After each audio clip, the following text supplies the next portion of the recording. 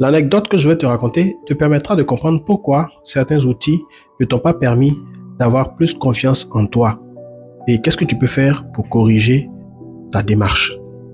Si tu me découvres pour la première fois, je suis le docteur Serge Koukouignon, médecin psychiatre, coach certifié, conférencier et auteur de plus d'une trentaine de livres qui portent sur le développement personnel.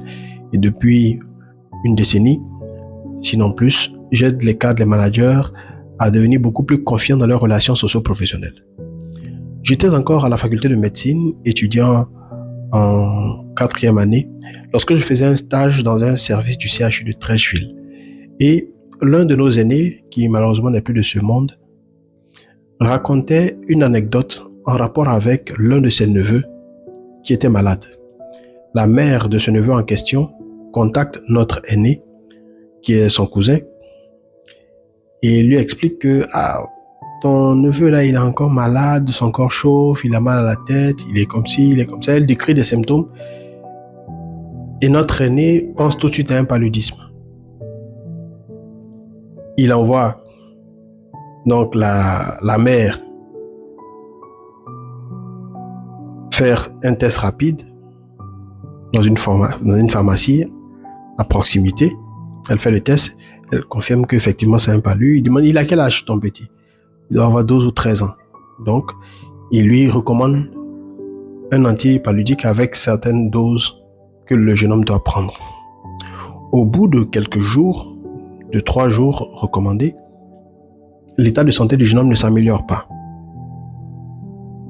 Il demande à les recevoir.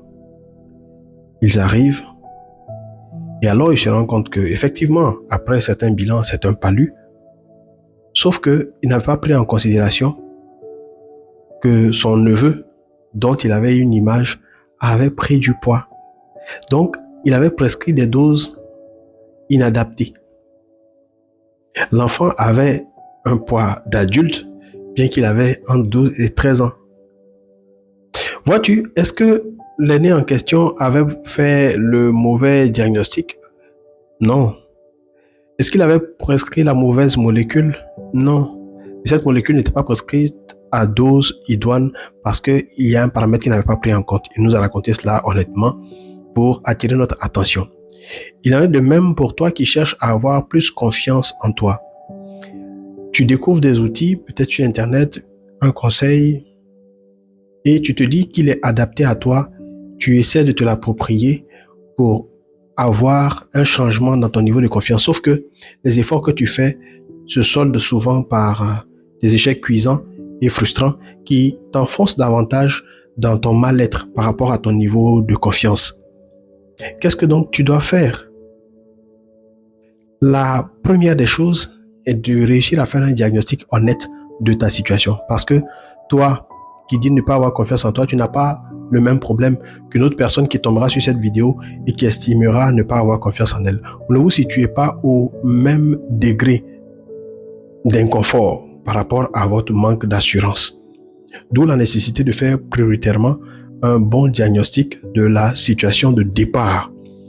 Ensuite, l'exercice ou les exercices que tu choisiras devront être adaptés au résultat de ce diagnostic. C'est un peu comme le traitement qu'on t'administre à partir des résultats obtenus suite à ton examen. Donc, comment tu mets tout cela en place? C'est justement le but de ce que nous avons créé avec le challenge de 30 jours pour avoir plus confiance en toi. Ce challenge-là a été conçu, mais la porte d'entrée, c'est une évaluation, un diagnostic de ton niveau de confiance. Et pour cela, nous avons recouru à 4 tests internationaux reconnus en la matière pour évaluer ton assurance, tes interactions, la confiance que tu as en tes capacités, ta capacité à t'affirmer, tout cela. Quand cette évaluation est faite, il y a un profil de toi que tu as et justement le défi de 30 jours t'est proposé en concordance avec ce résultat-là. Est-ce que c'est pas plus simple, c'est pas plus adapté? Et de façon autonome, jour après jour, un défi apparaît pour que, en l'appliquant ou en passant à l'action, sur une période de 30 jours, avec des défis qui changent de jour en jour, tu puisses avoir plus confiance en toi. Si ça t'intéresse d'accéder à cette application ou à ce challenge-là, de débloquer ton challenge de 30 jours en vue d'avoir plus confiance en toi, clique sur le lien dans ma bio ou regarde dans le premier commentaire, je te mettrai le lien d'accès pour démarrer ton challenge. Prends soin de toi car tu es une personne formidable, vis à partir de la fin.